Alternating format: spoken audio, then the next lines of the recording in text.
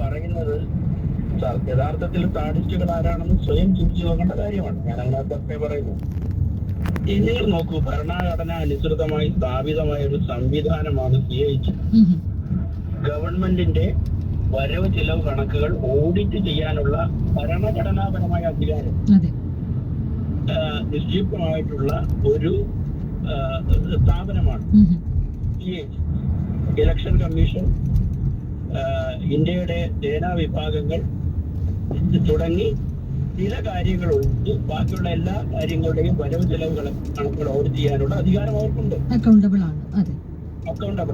ഇപ്പൊ ഏത് ഗവൺമെന്റിനെ നേർവഴിക്ക് നടക്കാനുള്ള ഒരു സംവിധാനമാണത്. ഗവൺമെന്റിന്റെ വരവ് ചെലവ് കണക്കുകളിൽ ഇപ്പൊ നമ്മളൊരു സ്ഥാപനം തുടങ്ങിയാൽ തന്നെ അതിനകത്തൊരു അക്കൗണ്ടന്റ് ഉണ്ടാവുമല്ലോ. അദ്ദേഹത്തിന്റെ ധർമ്മം എന്താണ്? എവിടെയാണ് ചോർച്ച, എവിടെയാണ് വരേണ്ടത്, എവിടെയാണ് കൊടുക്കേണ്ടത്, എത്ര കൊടുക്കണം, കൊടുത്തത് കൂടിപ്പോയി എന്നൊക്കെ നോക്കേണ്ട ഉത്തരവാദിത്തം അയാൾക്കല്ലേ. ആ രീതിയിൽ കൈകാര്യങ്ങൾ അതിലും അപ്പുറം കൈകാര്യം ചെയ്യുന്ന ഒരു സംവിധാനമാണ് CAG. പിന്നെ ഇന്ന് നമ്മുടെ മന്ത്രി CAG പൊക്കിയൊക്കെ പറഞ്ഞിട്ടുണ്ട്. ഈ പ്രൈമർ കെയർ ഫണ്ട് എന്ന് പറഞ്ഞൊരു ഫണ്ടുണ്ട്. അതിനെ ഓഡിറ്റ് ചെയ്യാൻ വേണ്ടി അദ്ദേഹം ഒന്ന് തയ്യാറായാൽ അദ്ദേഹത്തിന്റെ കള്ളക്കളികളും പുറത്തു വരും. കിഫ്ബി പോലെ ഓഡിറ്റിംഗ് നടക്കാത്ത കേന്ദ്ര ഗവൺമെന്റിന്റെ സംവിധാനമാണ് പ്രൈം മിനിസ്റ്റേഴ്സ് കെയർ ഫണ്ട്. പുതിയ ഒരു ഫണ്ടാണ്. അതുൾപ്പെടെ ഓഡിറ്റിംഗ് വരട്ടെ എന്നാണ് പറയുന്നത്. ഉറപ്പല്ലേ? ഇനി കിഫ്ബിയിലേക്ക് വരാം. ഹലോ, കേൾക്കുന്നുണ്ട്, പറഞ്ഞോളൂ. നിങ്ങൾ നോക്കൂ, ബില്ലില്ലാതെ വൗച്ചറുകളില്ലാതെ പണം ചിലവാക്കുന്നതിന് യാതൊരു മാനദണ്ഡവും ഇല്ലാതെ കുറെ പൈസ ചിലവാക്കുന്നു. ഉദ്യോഗസ്ഥ നിയമനത്തിൽ സുതാര്യതയില്ലാതെ അവർക്ക് കൊടുക്കുന്ന ശമ്പളം തീരുമാനിക്കാൻ ആരൊക്കെയോ ചേർന്ന് തീരുമാനിച്ച് ആരൊക്കെയോ ചേർന്ന് എന്തൊക്കെയോ ചെയ്തിട്ട് കേരളത്തിന് വികസനം എന്ന് പറഞ്ഞാല് ഒരു 15-20 വർഷം കഴിയുമ്പോൾ കേരളം ഒരിക്കലും രക്ഷപ്പെടാൻ കഴിയാത്ത കടക്കണിയിലേക്ക് വീഴും. അതാണ് ഇതിന്റെ ബാക്കിപത്രമായി സംഭവിക്കാൻ പോകുന്നത്. നമുക്കിപ്പോ ഭരണത്തിലിരിക്കുന്ന ആളുകൾക്ക് ഭരണത്തിന്റെ ശീതളക്കായ നിന്നുകൊണ്ട് പറയുന്നവരെ അപമാനിക്കാം, CAG അപമാനിക്കാം, ആരെയും അപമാനിക്കാം. പക്ഷെ ഇതിന്റെ യഥാർത്ഥ സത്യാവസ്ഥ നാളെ പുറത്തു വരും. ആത്യന്തികമായിട്ട് ജനത്തിന് അറിയണം എന്താണ് സംഭവിച്ചുകൊണ്ടിരിക്കുന്നത്. അതാണല്ലോ നമ്മൾ വിവരാവകാശം ഭരണഘടനാപരമായി നമുക്ക് വകവെച്ച് ചെന്നിട്ടുള്ള ജനവിഭാഗങ്ങളാണ് നമ്മൾ. നമുക്ക് ഏത് വിവരത്തെ കുറിച്ചും അതിന് നിശ്ചിതമായ ഫീസിൽ അപേക്ഷിച്ചാൽ നമുക്ക് ഗവൺമെന്റ് അത് തരാൻ ബാധ്യസ്ഥരാണ്. അത് തരാത്തവനെ നിയമപരമായി നടപടിയെടുക്കാൻ ഇതേ ഗവൺമെന്റ് ബാധ്യസ്ഥമാണ്. പക്ഷെ നമുക്കത് കിട്ടുന്നുണ്ടോ? നിങ്ങൾ നോക്കൂ, നമ്മുടെ 2G സ്പെക്ട്രത്തിന്റെ കാര്യത്തില് അന്നത്തെ ഗവൺമെന്റിനെ നിശിതമായി വിമർശിച്ച അന്നത്തെ CAG ഇന്ന് എന്താ പറഞ്ഞിരിക്കുന്നത്? കോടതിയിൽ കൊടുത്തിരിക്കുന്ന അഫിഡവിറ്റ് അറിയാമല്ലോ. തീർച്ചയായിട്ടും കഴിഞ്ഞ ദിവസങ്ങളിലും അത് വലിയ വാർത്തയായിരുന്നു. പക്ഷെ നമ്മുടെ മാധ്യമങ്ങൾ ഏറ്റവും കൂടുതൽ കോൺഗ്രസുകാരെയും അന്നത്തെ ഭരണക്കാരെയും ഒക്കെ കള്ളന്മാരെന്ന് വിളിച്ച ഇവിടുത്തെ മാധ്യമങ്ങൾ പോലും ആ വാർത്തയ്ക്ക് ശരിയായൊരു പ്രാധാന്യം കൊടുത്തോ എന്നുള്ളത് ഓരോരുത്തരും മാധ്യമ പ്രവർത്തകരും ആലോചിച്ച് നോക്കേണ്ട കാര്യമാണ്. നമുക്കെപ്പോഴും അന്ന് പ്രധാനമന്ത്രി ഉൾപ്പെടെയുള്ള ആൾക്കാർ പറഞ്ഞു ഈ പറയുന്ന CAG റിപ്പോർട്ട് ശരിയല്ല. പക്ഷെ നമ്മളെ മാധ്യമങ്ങൾ അതിനെ വളച്ചൊടിച്ചു, എന്തോ മോഷ്ടിച്ചുകൊണ്ട് പോയി എന്നുള്ള രീതിയിലാണ്. ഇപ്പൊ അത് പറഞ്ഞ CAG തന്നെ എന്താ പറഞ്ഞിരിക്കുന്നത്? ഞാൻ അതിനകത്തൊരു എടുത്തുചാട്ടമാണ് നടത്തിയത്, എനിക്ക് തെറ്റുപറ്റിപ്പോയി എന്ന് പറഞ്ഞിരിക്കുന്നു. അപ്പോൾ യഥാർത്ഥത്തിൽ അതിന്റെ പേരിൽ അനുഭവിച്ച ആൾക്കാർക്ക് പകരം കൊടുക്കാൻ കഴിയുമോ? അപ്പൊ അദ്ദേഹം അതൊക്കെ രാഷ്ട്രീയ താല്പര്യങ്ങളുടെ പേരിൽ ചെയ്തതായിട്ടാണ് നമുക്ക് ഇപ്പോൾ മനസ്സിലാക്കുന്നത്. അപ്പൊ ഇപ്പോഴുള്ളതും അങ്ങനെയുള്ള രാഷ്ട്രീയ താല്പര്യങ്ങൾക്ക് വിധേയമായിട്ടായിരിക്കുമോ? അല്ല, ഞാനൊരു കാര്യം പറയട്ടെ, ഓഡിറ്റിംഗ് നടന്നല്ലോ, ഇതൊരു ഓഡിറ്റിംഗ് പോലും നടന്നില്ല. അതാണ് അതിന്റെ ഒരു വ്യത്യാസം എന്ന് പറയുന്നത്. ഒരു ഓഡിറ്റ് നടന്ന് അതിന്റെ തെറ്റും ശരിയും വന്നതിന് ശേഷം ഇതാണ് ശരിയെന്ന് ബോധ്യപ്പെടുത്താനുള്ള CAG ഓഡിറ്റിന്റെ ഒരു പ്രത്യേകത തന്നെ. ഈ ആദ്യം തന്നെ ഓഡിറ്റിന്റെ റിപ്പോർട്ട് പുറത്തു വരില്ല. CAG ഓഡിറ്റ് വന്നതിന് ശേഷം ആരാണോ കൺസേൺഡ് പാർട്ടി അവർക്കാണത് കൊടുക്കുന്നത്. അവർക്ക് പറയാനുള്ളത് പറഞ്ഞതിന് ശേഷം അത് പരിശോധിച്ചതിന് ശേഷം മാത്രമാണ് ഇതിന്റെ ഫൈനൽ റിപ്പോർട്ട് വരുന്നത്. നമ്മൾ ഈ പലപ്പോഴും CAG റിപ്പോർട്ടിനെ കുറിച്ച് സംസാരിക്കുന്ന പലർക്കും അതിന്റെ ഒരു രീതികളെ കുറിച്ച് അറിയില്ല. അപ്പോ അത്രയും ഈ ഗവൺമെന്റിനോ അല്ലെങ്കിൽ മറ്റ് ഓട്ടോണമസ് ആയിട്ടുള്ള സ്ഥാപനങ്ങൾക്കോ എന്തെങ്കിലും CAG റിപ്പോർട്ടിൽ എതിരഭിപ്രായമുണ്ടെങ്കിൽ അത് ബോധിപ്പിക്കാനുള്ള അവസരം കൊടുത്തതിന് ശേഷമാണ് അതിന്റെ ഫൈനൽ റിപ്പോർട്ട് പുറത്തു വരുന്നത്. യെസ്, എന്തായാലും താങ്കൾ വിശദമായിട്ട് പറഞ്ഞു. നമ്മൾ കുറച്ചധികം സംസാരിച്ചു പോയി. വിളിച്ചതിൽ ഒരുപാട് സന്തോഷമുണ്ട്. നമ്മളൊരു ചെറിയ ബ്രേക്കിലേക്ക് പോവുകയാണ്. അത് കഴിഞ്ഞിട്ട് തിരിച്ചു വരാം. വിളിക്കേണ്ട number 800-800-996. Club FM 99. 1500 dirhams matram. Call 050-455-2975. Skyline Builders. The address says it all. TNC apply. രാജ്യം UAE-യുടെ 50ാം ദേശീയ ദിനാഘോഷത്തിൽ ഈ രാജ്യത്തിന്റെ മഹത്വം നമുക്ക് ആഘോഷിക്കാം. Club FM 99.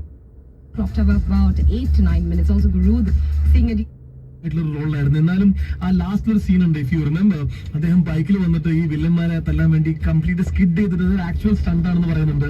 അതുകൂടാതെ തന്നെ അദ്ദേഹം വരത്തന്റെ ചിത്രത്തിൽ കംപ്ലീറ്റ്ലി ഡിഫറെന്റ് അല്ല, ഒരു നെഗറ്റീവ് ഷെയ്ഡ് ആയിരുന്നു.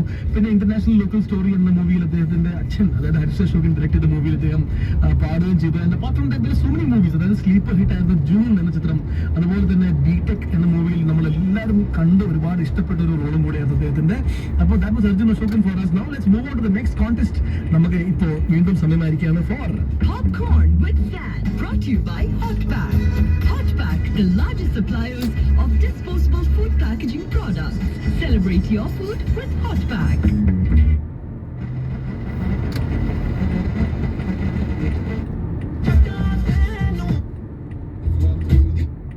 For Bob Dylan, which you picked up on earlier, Rob. It's a parody of Dylan's 1962 tribute to folk singer Woody Guthrie, which is called Song to Woody. Here's a little sound of it.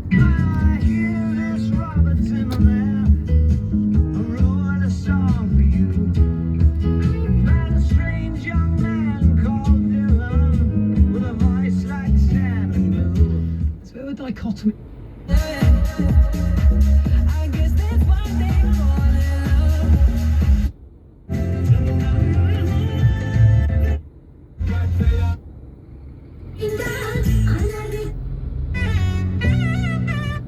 Brought to you by Time Express Cargo, a division of M Group.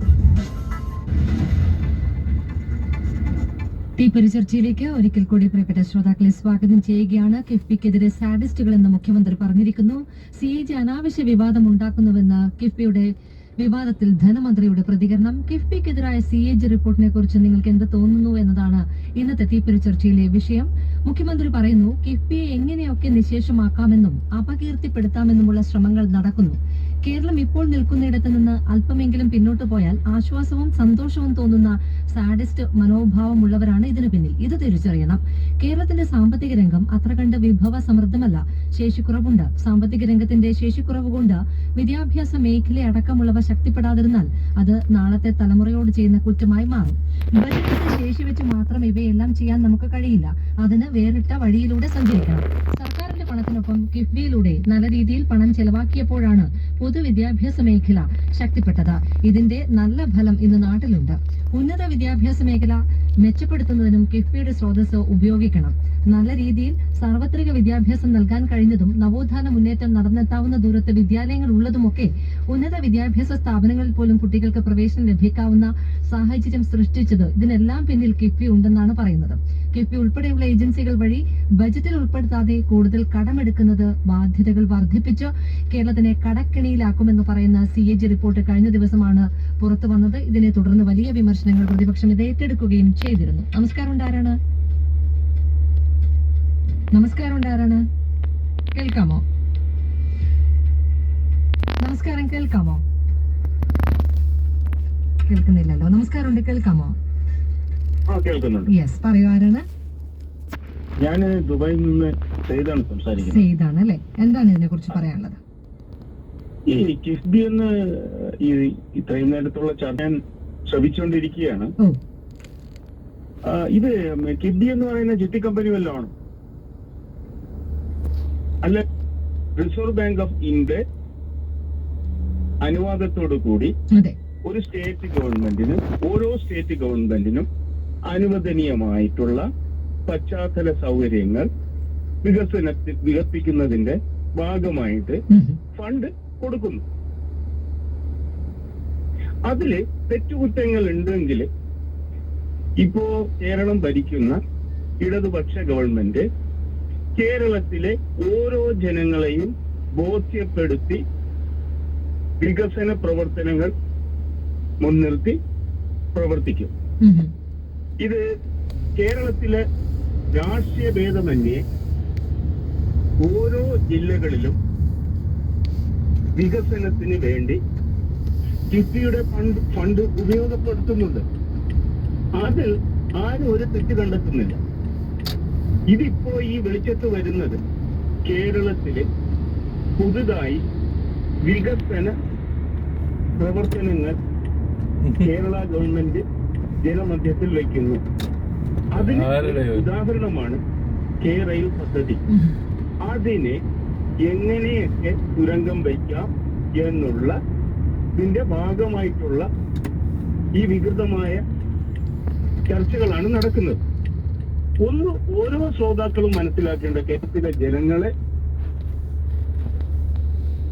ജനങ്ങളെ ബോധ്യപ്പെടുത്തി മാത്രമേ ഇടതുപക്ഷ government ഓരോ വികസന പ്രവർത്തനങ്ങളും നടത്തുകയുള്ളൂ. അങ്ങനെ ആയിക്കോട്ടെ, അങ്ങനെ വിശ്വസിക്കുന്നുണ്ട്. പക്ഷെ ഈ ഫണ്ട് വിനിയോഗത്തിലെ ജീവനക്കാരുടെ നിയമനത്തിലൊക്കെ കിഫ്ബി ഗുരുതര വീഴ്ച വരുത്തിയിട്ടില്ല. അത്തരം റിപ്പോർട്ടുകളല്ലേ വരുന്നത്. തെറ്റുകൾ സംഭവിക്കാം, തെറ്റുകൾ തിരുത്തപ്പെടുന്നതാണ് അതിൽ പ്രാമുഖ്യമുള്ളത്. തീർച്ചയായിട്ടും തെറ്റുകൾ സംഭവിക്കാം. ചൂണ്ടിക്കാട്ടപ്പെട്ടാൽ ഇടതുപക്ഷ പ്രസ്ഥാനവും ഇടതുപക്ഷ ഗവൺമെന്റും തിരുത്തപ്പെടേണ്ട. എന്തിനാണ് ഇങ്ങനെ ചൂണ്ടിക്കാണിക്കപ്പെടാൻ നിൽക്കുന്നത്? അറിയാൻ പറ്റില്ലേ? നമുക്ക് ഇങ്ങനെ ആനുകൂല്യങ്ങളൊക്കെ വാരിക്കോരി കൊടുക്കുന്നത് മനസ്സിലാവില്ലേ? കിഫ്ബി ജീവനക്കാർക്ക് ചട്ടങ്ങൾ പാലിക്കാതെയാണ് ആനുകൂല്യങ്ങൾ വാരിക്കോരി കൊടുത്തിരിക്കുന്നത്. യാത്രാ ഭത്തയ്ക്ക് പകരം ഉയർന്ന തുക കൺട്രോളിംഗ് ഓഫീസർ കൊടുക്കുന്നു. വൻ പദ്ധതികളല്ലേ. കാരണം നമുക്ക് ഫണ്ട് കിട്ടാണ്ട് നമ്മൾ ആകെ വിഷമിച്ച് നിൽക്കുകയായിരുന്നു. പ്രളയം വന്നപ്പോൾ വിദേശ ഫണ്ട് സ്വീകരിക്കുന്നതിനോ ഗവൺമെന്റിൽ നിന്നുള്ള ഒരു നയാ പൈസ നമുക്ക് കിട്ടും. ഈ വിമർശനങ്ങൾ ഉന്നയിക്കുന്ന രാഷ്ട്രീയ പ്രവർത്തകരും രാഷ്ട്രീയ പ്രസ്ഥാനങ്ങളും ആ സമയങ്ങളിൽ ഒരു വാക്ക് പോലും കേന്ദ്ര ഗവൺമെന്റിനെതിരായി ചൂണ്ടിക്കാണിക്കപ്പെട്ടിട്ടുണ്ടോ? ഇല്ല. ഒന്ന് മനസ്സിലാക്കുക, ഇടതുപക്ഷ ഗവൺമെന്റ് ജനങ്ങളെ വിശ്വാസത്തിൽ എടുത്തുകൊണ്ട് മാത്രമായിരിക്കും കേരളത്തിൽ ജനനന്മ പ്രവർത്തനങ്ങൾ നടത്തുക. തെറ്റുകൾ സംഭവിച്ചിട്ടുണ്ടോ എങ്കിൽ തിരുത്തപ്പെടും. ഇത്രേ എനിക്ക് പറയാം. തീർച്ചയായിട്ടും തിരുത്തപ്പെടട്ടെ തെറ്റുകൾ എന്ന് പറഞ്ഞുകൊണ്ട് അടുത്തൊരു കോളറിലേക്ക് നമ്മൾ പോവുകയാണ്. നമസ്കാരമുണ്ട്. നമസ്കാരം. ആരാണ്? നമസ്കാരം, ആരാണ്? എന്റെ പേര് ജയരാജ് എന്നാണ് കേട്ടോ. എന്താണ്? ജയരാജ്. പറയൂ. നമുക്ക് വലിയ രാഷ്ട്രീയമായിട്ടുള്ള രീതിയിലേക്ക് പോവാതെ നമ്മളെ കിഫ്ബി ആ രീതിയിൽ പോണേ. താങ്കൾ പറഞ്ഞു ചിലപ്പോ റൂട്ട് മാറി